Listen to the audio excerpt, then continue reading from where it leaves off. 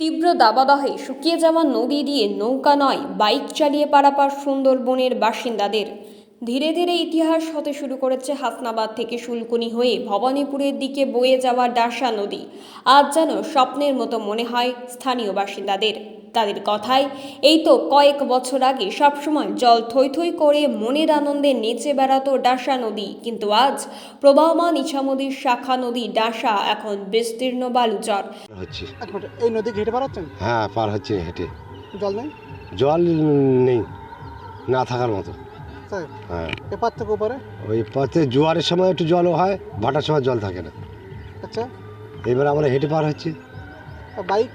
বাইকটাই ওরকম সময় সময় ঘুরিয়ে যাচ্ছে, পার হচ্ছে না এরকম ভাব। আর কি কি পারেন? বাইক সাইকেল ফাইকেল সব এইভাবে মানে পার হচ্ছে নদীর নদীর উপর দিয়ে। আপনাদের সমস্যা হয়তো নাকি? হ্যাঁ, খুব সমস্যা। কি সমস্যা? সমস্যা এইসব ভারী মাল নিয়ে করে পার হতে হেঁটে খুব কষ্ট হয়। কি চাইছেন? আমরা একটা ওই ভেসাল এমনি জেঠি টেটি হলে মানে ব্রিজ হলে খুব ভালো হয়। যেটি হলো ভালো। হ্যাঁ, এইটা চাইছি। কতদিনের সমস্যাটা? এটা আজকের প্রায় 1 বছর দু বছর হয়ে যাচ্ছে। হেঁটে বলতে বাইক চালিয়ে? বাইক চালিয়ে জল একদম জল শুকিয়ে গেছে, এখানে নদী বুঝে গেছে প্রায়। তো এই আমাদের বরাবর সমস্যা, এইভাবে আমাদের চলতে হয় নিত্যদিন, খুব সমস্যা। নদী কোথাও কি এরকম বাইক চালিয়ে নদী পার হওয়া যায়? না, আমাদের এখানেই প্রথম, এরকম আমরা আর কোথাও দেখিনি। সমস্যা আমাদের বিরাট সমস্যা। আমরা তো পার হতে গেলে আমাদের অন্তত 1 ঘন্টা করে এই নদীর পাড়ে দেরি করতে হয়, না হলে আমরা পার হতে পারি না। কখনো জল বেশি থাকলে তখন সমস্যা হয়, খেয়া থাকে না, আর নদী তো শুকিয়ে যায়, যার জন্য বিরাট সমস্যা। নদী তো শুকিয়ে গেল, এবং দেখলাম যে বাঁশের মানে সাঁকো মতো তৈরি করে পার হতে হচ্ছে। আর যখন জল বেশি থাকে তখন কি? যখন জল বেশি হয় তখন ওই নৌকা দিয়ে পার করে। কি চাইছেন এখন তাহলে? আমরা চাইছি একটা পার হওয়ার ব্রিজ হয়ে গেলে আমরা জন্মের বাঁচা বেঁচে যাই। এটা কি শুধুমাত্র গ্রীষ্মকালেই এটা সমস্যা হয়? না না, সারা বছর সবসময় সমস্যা। কি হেঁটে পারান? প্রতিদিন কি বলবেন? চর পড়ে যাচ্ছে দিন দিন। তো আমি তো 10 সাল থেকে আসছি, খুবই খারাপ অবস্থা। কি বলবেন, এই অবস্থা মজে যাচ্ছে? কি বলবো আর, বলো তো, আর বলার তো কিছু নেই। তো পার হতে হয়, এইভাবে কষ্ট করেই তো পার হতে হয়। স্কুলে তো দেরি হয়, বাচ্চাদেরও অসুবিধা হয়, আমাদের তো বিভিন্ন অফিসের কাজ টাজ করতেও অসুবিধা হয়, টাইম মতো যেতেও পারি। এটা কি চাইছেন, কি দাবি হবে? দাবি তো এটা একটু কংক্রিটের হলেই ভালো হয়। ভেসেল এলে? ভেসলে চাইতে কংক্রিট হলে, ভেসলে হলে একই সমস্যা হবে তোমার, এই এই আটকে যাবে, তখন একই সমস্যা হবে। এই রাস্তায় একটা সমাধান চাইছেন? সমস্যা কংক্রিট হলে এখানে হাই স্কুল আছে, আমাদের তো স্কুল আছে, বা স্কুল সব বাচ্চারা আসতে পারে, বা ভালোই হয়। পায়ে হেঁটে কিংবা বাইক চালিয়ে নদী পারাপার করছেন এলাকার মানুষ। এক কথায় নদী আছে কিন্তু জল নেই, সেজন্য নদীর উপর দিয়ে বাঁশ দিয়ে কোনো ক্রমে তৈরি করা হয়েছে রাস্তা, আর তার উপর দিয়ে পায়ে হেঁটে নদী পারাপারের পাশাপাশি সাইকেল বাইক চালিয়ে নদী পারাপার করেন এলাকার মানুষ। বসিরহাটের সুন্দরবনের হাসনাবাদ ব্লকের ভবানীপুর এলাকার দ্বীপভূমিতে এই পঞ্চায়েত এলাকাগুলিতে লক্ষাধিক মানুষের বাস।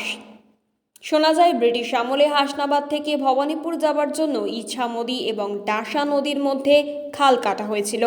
বিদ্যাধরী, ডাসা, বেতনী এবং কাটাখালী এই 4 নদী দিয়ে ঘেরা ভবানীপুর দ্বীপ। ওই দ্বীপের এক প্রান্তে শুলকুনি ফেরিঘাট, সেখান থেকে বেদেমারি, ভোলাখালী এবং পার ভবানীপুর ফেরিঘাট থেকে মডেল বাজার, সন্দেশখালীর কালিনগড়ে যাওয়া যায়। দিনের বেশিরভাগ সময়টুকুই জলশূন্য অবস্থাতেই থাকে কাটাখালী নদী। গাছ কাটা, নদীর গতিপথ রুখে দিয়ে অসৎ ব্যবসা চালানো, কোনোটাতেই পিছিয়ে নেই অসাধু ব্যবসায়ীরা। আর সেই কারণেই নদী হারাচ্ছে নব্যতা। পরিবেশের ভারসাম্য বিনষ্টের পথে শুকিয়ে যাওয়া নদীতে পায়ে হেঁটে পারাপার করতে হয় হাজার হাজার মানুষকে। এলাকার মানুষদের যাতায়াতের একমাত্র মাধ্যম হলো এই নদী, কিন্তু নদীর জল শুকিয়ে যাওয়ায় চরম সমস্যায় পড়তে হচ্ছে এলাকার মানুষদের। দীর্ঘদিন ধরে এলাকার মানুষরা চাইছে স্থায়ী সমাধান, কিন্তু স্থায়ী সমাধান হিসাবে ব্রিজ তৈরি করা হোক, এমনটাই দাবি এলাকাবাসীর। এই বিষয়ে হাসনাবাদ পঞ্চায়েত সমিতির সহকারী সভাপতি এসকেন্দার গাজী বলেন, দেখুন, ওটা অ্যাকচুয়ালি শুলকুনি ঘাট বলে, দুটো পঞ্চায়েত নিয়ে। এপারে হচ্ছে মাখালগাছা গ্রাম পঞ্চায়েত, ওপারে হচ্ছে ভবানীপুর 1 নম্বর গ্রাম পঞ্চায়েত। ওটা নদীটা মজে গিয়েছে, এবং ভাটার সময় মানুষ, আমরাও জানি যে ভাটার সময় মানুষ হেঁটে পার হয়। সংস্কার একদিকে হচ্ছে পলি তুলে সংস্কার করা, আর একদিকে হচ্ছে ওখানে একটা ব্রিজ বানিয়ে দেওয়া।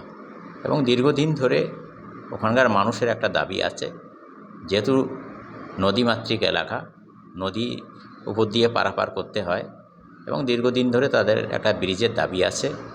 আমরা আমাদের মাননীয় মুখ্যমন্ত্রী মমতা বন্দ্যোপাধ্যায়ের কাছে আমাদের হাসনাবাদ ব্লকের তরফ থেকে আমরা নিশ্চিতভাবে বলবো, যাতে সাধারণ মানুষের কথা বিবেচনা করে ওখানে একটা ব্রিজ বা সেতু নির্মাণ করা যায়। নদীটি এই যে দিনের পর দিন পরিষ্কার করে যে নব্যতা হারাচ্ছে, এটা কি কোনো রকমভাবে নতুনভাবে সম্পর্ক করা যায়? না, আমরা প্রস্তাব আমাদের হাসনাবাদ ব্লকের পক্ষ থেকে আমরা মাননীয় মুখ্যমন্ত্রীর কাছে পাঠাবো, কারণ এলাকা থেকে একটা দাবি উঠছে যাতে ভালোভাবে ওখান থেকে মানুষ যাতায়াত করতে পারে এবং স্বাভাবিকভাবে, যেহেতু নদীটা মজে গিয়েছে এবং মজে যাওয়ার কারণে সেখান থেকে ভাটার সময় একটা প্রচুর অসুবিধা হয়, যার জন্যে আমরা হাসনাবাদ ব্লকের পক্ষ থেকে মাননীয় মুখ্যমন্ত্রীকে বলবো যাতে ওখানে একটা ব্যবস্থা হয়। মজে যাওয়া নদীর গভীরতা বাড়াতে প্রয়োজন নদী খনন, নদীর পার বরাবর ম্যানগ্রোভ অরণ্য রোপণ সহ সমস্ত রকম ব্যবস্থা গ্রহণ করা প্রয়োজন। বিষয়টি সেচ দপ্তরকে জানিয়ে দ্রুত সমস্যা সমাধানের চেষ্টা করব। সুন্দরবনের জীববৈচিত্র্য রক্ষা করতে নদীর নব্যতা ফিরিয়ে দেওয়া জরুরি। নদীর নব্যতা ফিরে আসুক, পরিবেশের স্বার্থে নদী ফিরে পাক তার স্বাভাবিক রূপ। Bureau report, D Bangla news.